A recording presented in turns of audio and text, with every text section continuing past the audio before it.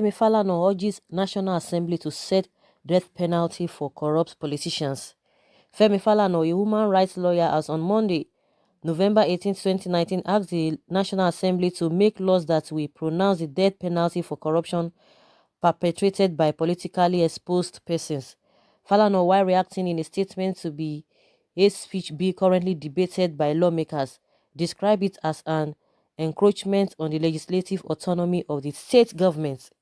A bill to establish a national commission for prohibition of hate speech, sponsored by Abdullahi Sabi, was introduced on the floor of the Senate on November 12, 2019, and has generated reactions across the country. The bill proposes that any person who commits an offense deemed as hate speech shall be liable to life imprisonment, and where the act causes any loss of life, the person shall be punished with death by hanging. Falana explained that the National Assembly has no power to exercise such power because hate speech is not covered in the exclusive legislative and concurrent legislative list. Since we are operating a federal system of government, the Supreme Court of Nigeria had declared in a number of cases that the National Assembly lacks the constitutional powers to make laws outside its legislative competence, which are by implication residual matters meant for the houses of assembly of the state. Certainly, the hate speech bill is an attempt to encroach on the legislative autonomy of the state government. However, it is pertinent to point out that the penal code and criminal code applicable in the northern and southern states respectively have made provisions for hate speech because it is a state offense. Hence, the House of Assembly of each of the states has enacted laws against incitement, false accusation, sedition, and criminal defamation. Falana decried the move, urging the sponsor of the bill to uphold the decision of Nigeria's founding fathers who created a constitution that guarantees freedom of speech. The decision of the founding fathers of this present constitution, which guarantees freedom of speech, must include freedom to criticize, should be praised, and any attempts to derogate from it except as provided in the Constitution must be resisted. Those in public office should not be intolerant of criticism. Where a writer exceeds the bounds, there should be a resort to the law of libel, where the plaintiff must of necessity put his character and reputation in issue. Finally, while the leaders of the National Assembly may want to advise the legislature in each of the states of the Federation to review the applicable penal status to review the provisions of hate speech, we are compelled to urge the few bloodthirsty legislators to the National Assembly to amend the anti-graft laws to provide death penalty for grand corruption perpetrated by politically exposed persons to the detriment of development in the country. He added that even though the bill is sponsored by a member of the House of Representatives, it has been adopted by the Buhari-led federal government. He maintained that the constitutional validity of the bill will be challenged in the Federal High Court if it is passed by the National Assembly and assented by President Muhammadu Buhari. So guys, it's a good thing that Femi Falana is coming up, saying something on this issue, because the same thing Nigerians have been saying, that if you are, if that particular senator, trying to make Nigerian feel that he's so patriotic and he really wants the good of this country, he wants the country to move forward. We have a lot of things, over 1001 things, that even from their own corner, from the politicians, most especially those politicians, a lot of things that they are doing that has cost many people their lives, have killed a lot of people, as based on corruption, and they are not saying anything about it. People have been saying it, that what should be the consequences, to those who have been involved in one corrupt practices or the other. They've not been able to say it. It's not really something that is even bothering them. It is not even on top of their list in the first place. And you could see the energy that the this so-called Sabi Mohammed, he was putting up, oh, this and that, and forgetting that what even brings about a hate speech in the first place. Someone say is, eight acts.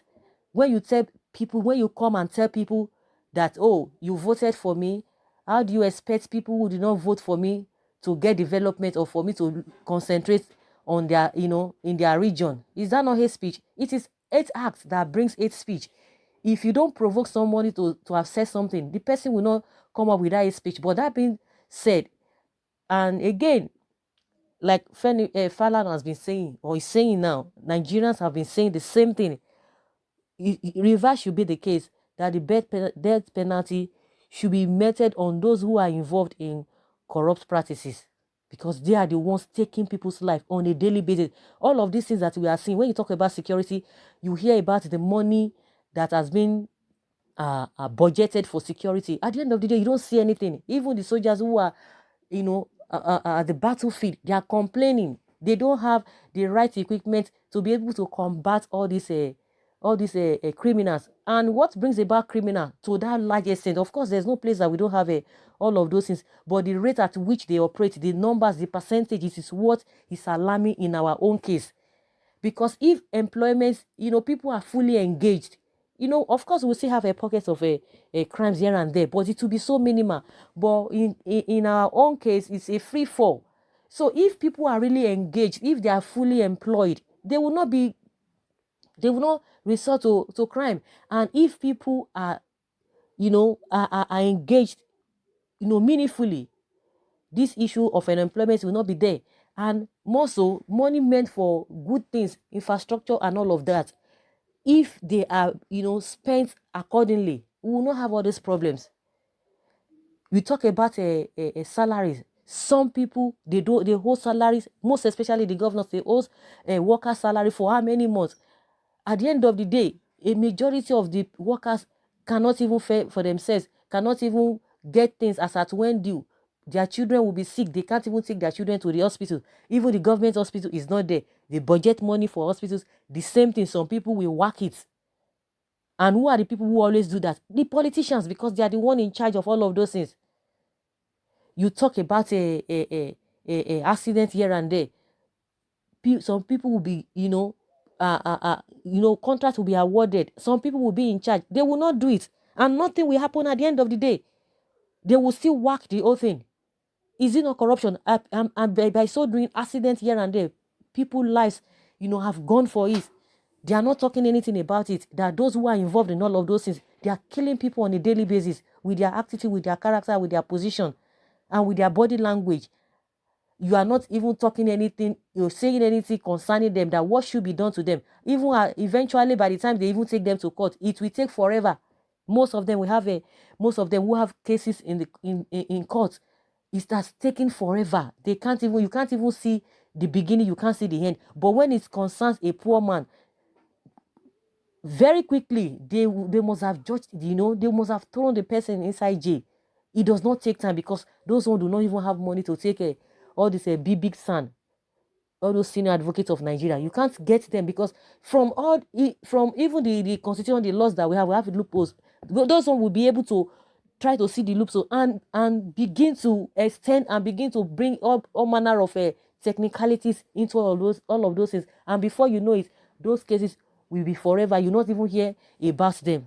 So why is this a particular senator not passionate about it, but he's talking about his speech, and he said he's going to defend it? So it's a good thing. Let them, he's daring them.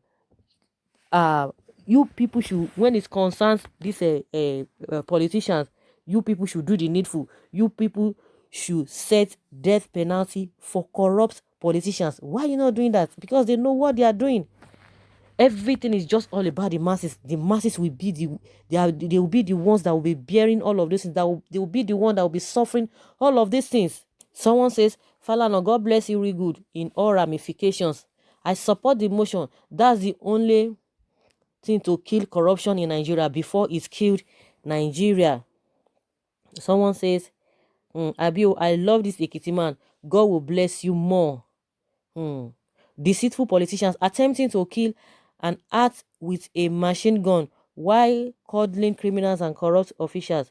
He thought the docile masses will remain in that state forever. It's not going to happen. So, guys, what do you think about what Falana has advised and has urged the National Assembly to do to set death penalty for corrupt politicians? Leave your comments below. Thank you very much. Bye.